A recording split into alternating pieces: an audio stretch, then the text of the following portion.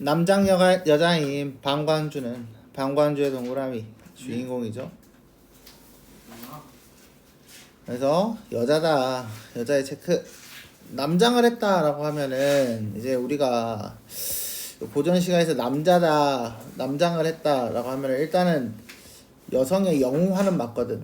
3개월 전 백금이 여자가 영웅처럼 등장하는 건 맞아. 그러니까 당대 억눌렸던 여성들의 인권이 어느 정도 올라왔다라고는 볼 수 있어.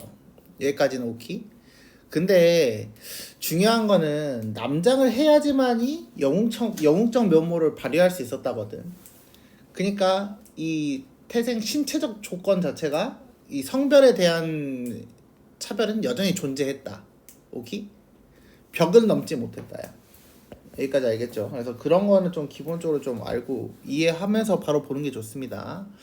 한림학사가 되었다. 한림학사의 밑줄. 한림학사는 이제 뭐 관직 이름이다 이렇게 보시면 좀 편하겠죠. 영소조와 결혼하고 영소조의 동그라미. 여자 아니에요 이거? 그쵸. 소조는 여자에 대한 이야기야. 근데 여자와 여자가 결혼을 한 거지.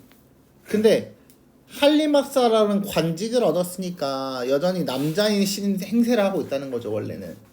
여기까지 이해됐나요? 근데 우리 결혼을 하면 뭐 해야 되냐? 애를 낳아야 되잖아. 근데 여자랑 여자잖아.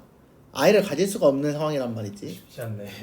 근데 중요한 건 그 뒷부분 낙성을 동그라미. 씨발. 낙성을 얻어서 아들로 길렀다라고 이야기를 하고 있습니다. 어떻게 한 거야 지금? 말이 안 되죠.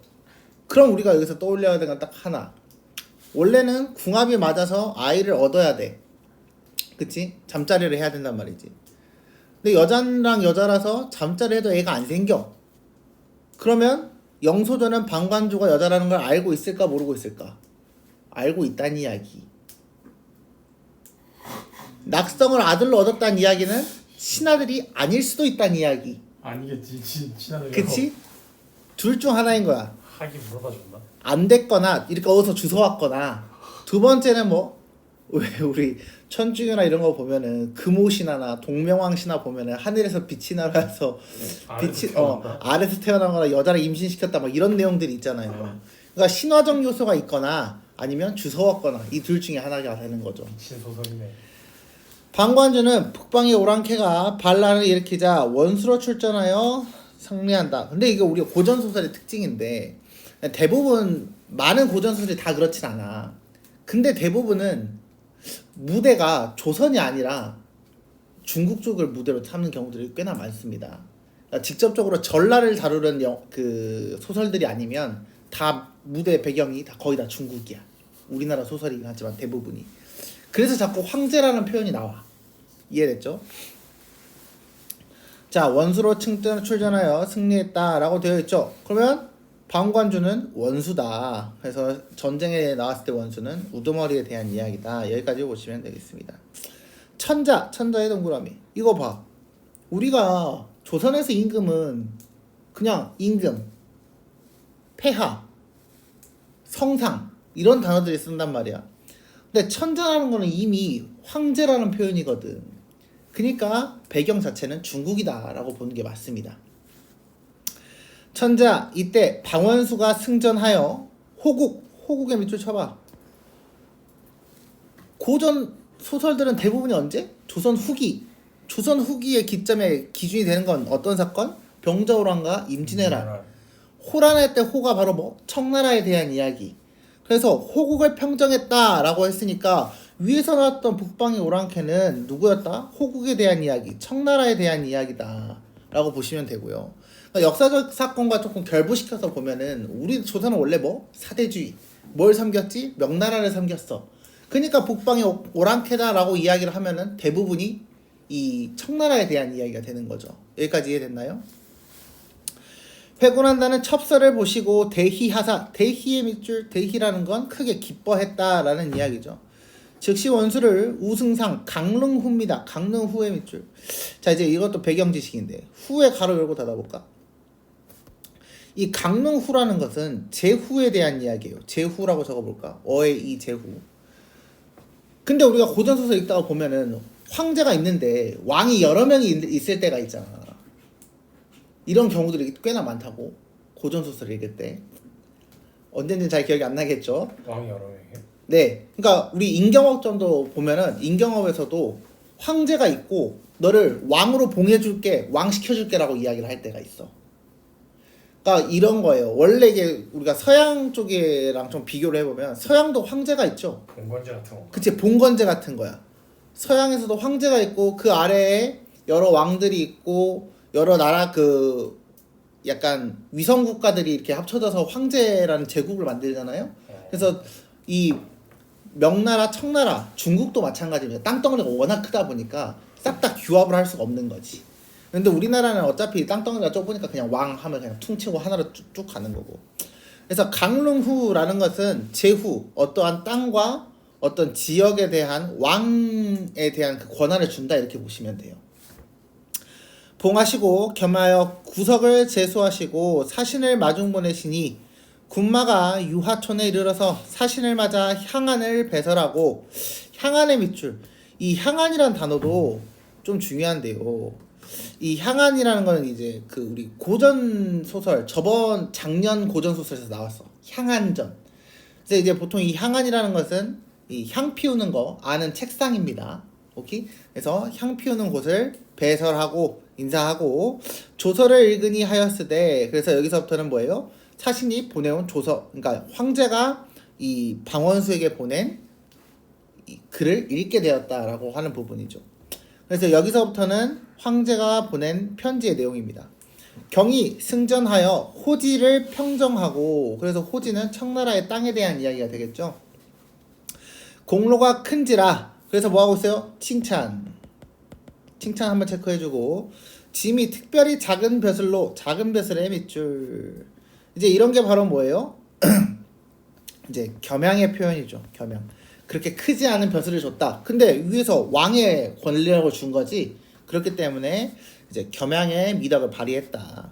모름지기 사양치 말고 빨리 와서 짐을 반기라 라고 하면서 독촉을 하고 있습니다. 뭘 독촉해요? 귀가를 독촉하고 있습니다. 귀국을.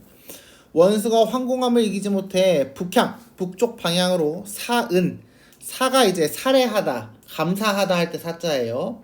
은하고 이에 노자를 내어 전일의 벗과 친척에게 나눠주고 길을 떠나 경사에 이르러 바로 천자께 조회할세. 이때 뭐예요? 이제 천자를 만났다. 조회라는 거를 마주했다 이런 의미입니다.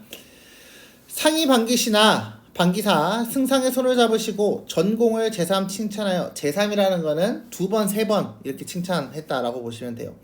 수를 내리시니 승상이 외람하여, 외람의 밑줄. 외람이라는 거는 그런 거 봤지? 외람되지만 이란 말을 표현할 때가 있단 말이야. 근데 이 외람이면 그러면 어떠한 도리에서 어긋난다 라는 이야기야. 도리에서 어긋남이라고 적어볼까? 그러니까 한마디로 잘못했다고 이야기를 하는 거거든. 근데 이때까 딱 내용 읽었을 때 어때? 전쟁에서 이겼지. 근데 외람됐대. 뭔가 잘못했다고 이야기를 하고 있지? 뭐밖에 없어? 남장 여자. 남장 여자라는 거. 그래서 이제 말하겠죠. 호란을 평정하옴은 폐하와 사직의 성덕이 오며 제장의 힘이라 신에게 무슨 공이 있사오리까? 여기까지 잘라. 여기까지는 뭐에 대한 이야기? 다 네 덕이고 남들 덕분이에요. 그래서 덕을 돌리는 거죠. 공을 돌립니다. 내리신 벼슬이 외람하여 신의 복이 감할까 두렵사오니 명을 거두심을 원하나이다. 상이 붙들어 몸가짐을 편히 하라 하시고 영씨를 진국부인, 영씨의 동그라미. 여기서 그럼 영씨는 누구겠어? 소전은 결혼 안 한 사람이고 영씨라고 했으니까 이제 결혼한 후니까 영소저가 되겠죠. 여기서는 이해됐나요? 성우 이해되냐? 진국부인에 봉하시고 승상의 부모를 추존하여 부치는 좌승상 평양후에 봉하시고 모친 보시는 한국부인에 봉하시니 승상이 눈물을 흘리며 감사하고 감히 사양치 못하니 또한 부모를 추존하며 기쁘기도 하고 기쁘기도의 밑줄, 슬프기도의 밑줄. 자, 이렇게 되어 있다라고 보고 있습니다. 그러면 임금이 황제가 상만 벼슬만 준 게 아니라 부모, 그 다음에 본인의 와이프까지도 싹 다 뭐 높은 자리로 임명을 해줬다라고 보시면 되겠죠. 이윽고 물러나와 집으로 돌아오니 상하의 환성이니까 이제 기쁜 함성이 춘풍 같고 봄바람과 같고 낙성공자가 마중 나와 절함에, 낙성이 아들이었죠. 승상이 손을 잡고 기뻐하며 부모 모신 사당에 들어가. 사당의 밑줄. 그럼 부모가 있다 없다? 없다. 그래서 돌아가신 부모님을 싹 다 흔히 말하면 이제 돌아가신 후에 있지만 우리가 훈장을 주듯이 그렇게 줬다는 이야기죠. 이러한 영화를 고할 곳이 없고 부모를 일찍 사별함에 자라서 효를 행하지 못하고 할 일 없는 추존의 벼슬 뿐이니 온갖 슬픔이 교집하여 눈물이 소매를 적시더라 라고 이야기를 하고 있습니다. 승상이 일일은 사랑채에 조용히 앉아있더니 호련의 체크. 갑자기지. 갑자기라고 했으니까 바로 뭐가 딱 떠올라야 돼? 우연성. 오케이? 그래서 우연성에 대한 이야기. 그리고 뭔가 사건이 시작되겠구나 이런 인지를 좀 하고 가시면 되겠습니다. 갈건의 학창이를 입고 죽장을 짚고 섰으니 신상과 도인의 풍모라. 승상이 놀라고 의아하여 어찌할 바를 몰라 급히 의관을 정의하고 맞아 이르기를 큰 손님이 누추하시고 임하신데 망연히 앉아 무례히 오래 서 계시게 하니 불민함이 부끄럽습니다. 당에 오르심을 청하시나이다 하면서 뭐예요? 집으로 올라오세요 라고 이야기를 하고 있습니다. 그 사람의 동그라미, 지금까지 이제 그 사람이 그 신비한 사람이죠. 비루한 사람은 현산도사, 자기소개에 대한 이야기.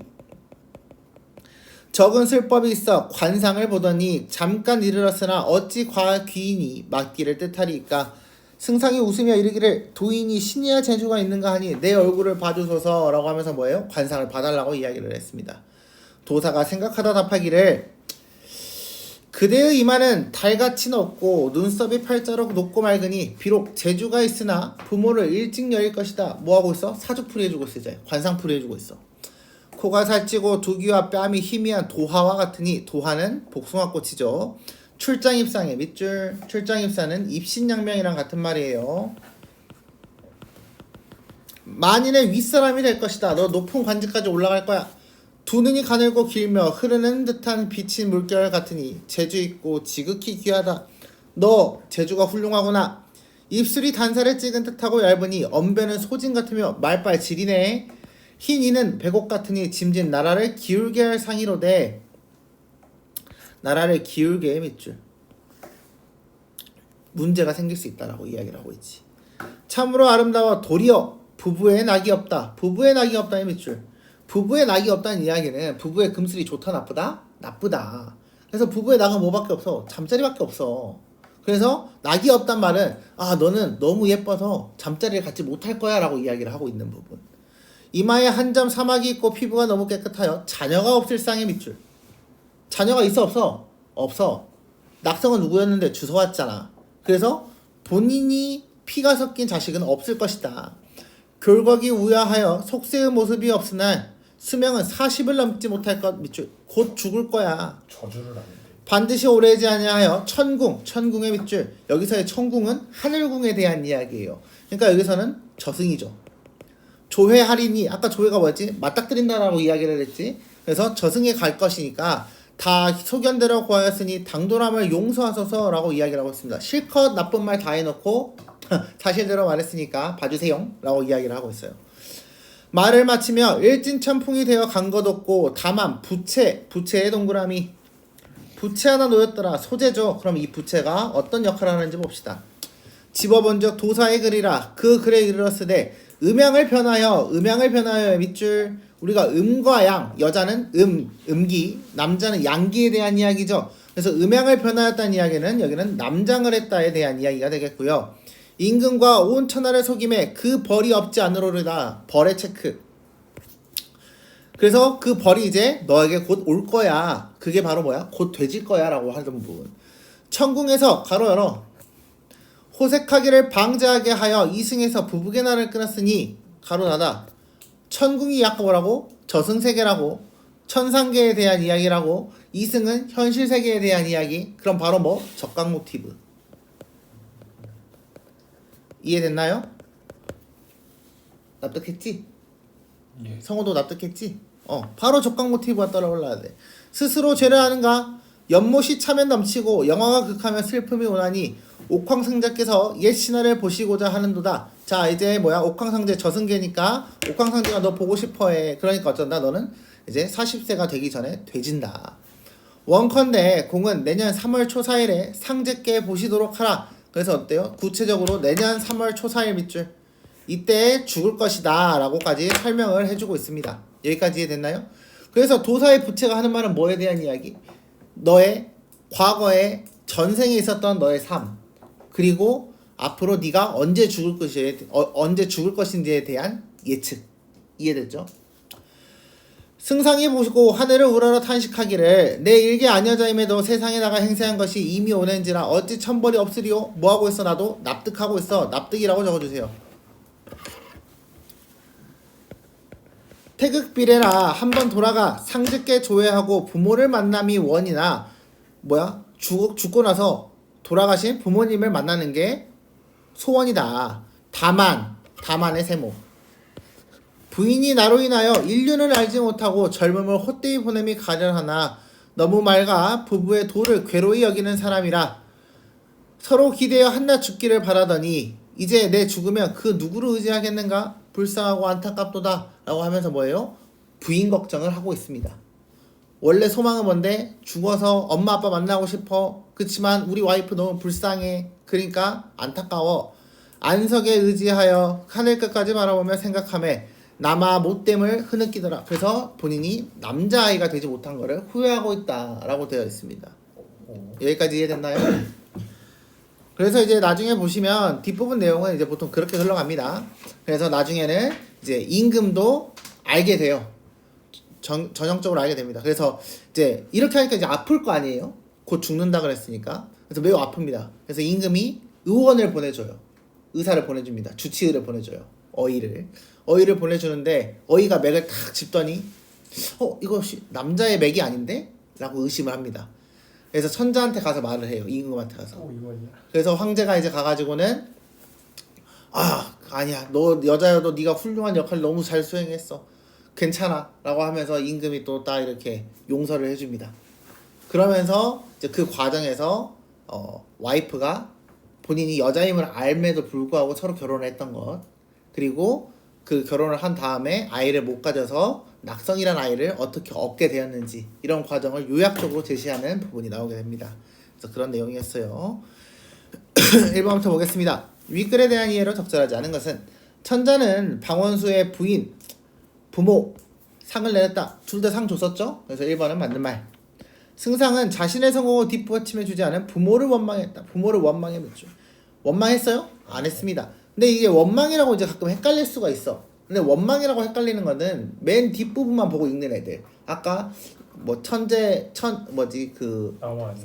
만나가지고 부모를 만남을 원하다라고 했더니 거기서 이제 원망이라고 보는 애들이 있습니다. 그런 애들은 답이 없어요. 승상은 도사의 비범함을 알아보고 그를 손님으로 맞이했다. 그래서 옷 차림새와 죽장을 짓고 있는 모습이 너무나도 신비했다. 도사는 관상을 보고 승상의 과거와 미래에 대한 소견을 밝혔다. 그래서 직접 말해주고 부채까지 남겼습니다. 승상은 자신이 죽은 후 남겨질 부인에 대한 안타까움에 밑줄. 그래서 맨 마지막에 저 죽은 다음에 내 부인이 너무 불쌍합니다. 기억과 니은에 대한 설명으로 가장 적절한 것은 2번 보겠습니다. 기억은 뭐에 대한 이야기? 조서에 대한 이야기. 니은은 도사의 글에 대한 이야기. 그래서 기억은 뭐예요? 빨리 와 만나자. 니은은 뭐에 대한 이야기? 너 곧 되죠. 조심해. 1번에 대한 이야기였습니다. 2번의 답은 1번이 되겠네요. 1번이요? 그럼 질직해요? 니은 봐봐. 뭐라고 되어 있어? 뭐예요? 적강 모티브 호색하기를 방지하기 위하여 이승에서 부부의 낙을 끊었으니 스스로의 죄를 아는가? 라고 물어봤지. 그러니까 네 죄 알지? 라고 물어봤으니까 질책에 대한 이야기죠. 이해됐나요? 몇 번 했어? 3번이요. 3번 했어? 니은은 기억과 달리 비유를 통해 자신의 상황을 보호하고 있다면은 자신의 상황에 밑줄. 그러면 이거 누구 글인데? 도사의 글이잖아. 그럼 제가 병신같이 살고 있어요. 이런 이야기가 나와야지. 맞아요. 이해됐죠? 예. 3번 보겠습니다. 보기를 참고하여 윗글을 감상한 내용으로 적절하지 않은 것은 금기를 소재로 한 문학작품은 벌써 딱 금기의 밑줄. 하지 말아야 할 걸 소재로 한 문학작품은 금기를 어기는 행위를 긍정적인 밑줄. 그것에 대한 장치를 통해 금기를 강화도 해. 방한림자는 남장 여성 주인공의 영웅적 활약과 동성 부부의 행복한 가정을 그리지만 주인공은 종국은 끝부분에서는 죄의식 밑줄. 징치를 당한다. 징치의 밑줄. 징벌을 당하게 된다. 죽음에 대한 이야기. 이는 금기에 맞서는 개인의 욕망을 옹호하면서도 결국에는 유교적 성별 질서를 긍정하는 양면성에 대한 이야기. 밑줄 1번부터 보겠습니다. 방관주가 승전하여 호국을 평정하는 모습은 당시 금기시대던 여성의 사회적 성공에 대한 욕망이다. 아까 방금 마지막에 양면성을 드러낸다라고 했으니까 1번은 맞는 말이 되겠죠. 방관주가 상하의 환성을 듣고 낙성공사의 절을 받는 것은 금기를 극복한 것의 밑줄. 사회와 가정의 응원의 밑줄. 자, 금기를 극복했다는 거. 위에서 금기는 뭐에 대한 이야기였어요? 남장 여자. 그렇죠. 남장 여자 그리고 동성 부부에 대한 이야기죠. 그러면 이건 맞냐? 금기를 극복한 거냐? No. 아니지. 답은 2번이 되겠습니다. 방관주가 온 천하를 속인 죄로 오래지 아니하여 죽게 된다는 것은 금기를 어겨 교란한 것에 대한 처벌, 징치에 대한 이야기. 천궁에서 호색이 심해 이승에서 부부의 낙을 끊을 것이라는 말은 인물의 금기 위반을 천상계, 적강 모티브라고 설명을 했습니다. 맞는 말이 되는 거죠. 아녀자임에도 세상에 나가 행세한 것에 어찌 천벌이 없겠느냐는 금기 위반에 대한 인물의 죄의식. 그래서 나도 잘못한 걸 알고 있다 라고 했으니까 답은 2번이 되겠습니다.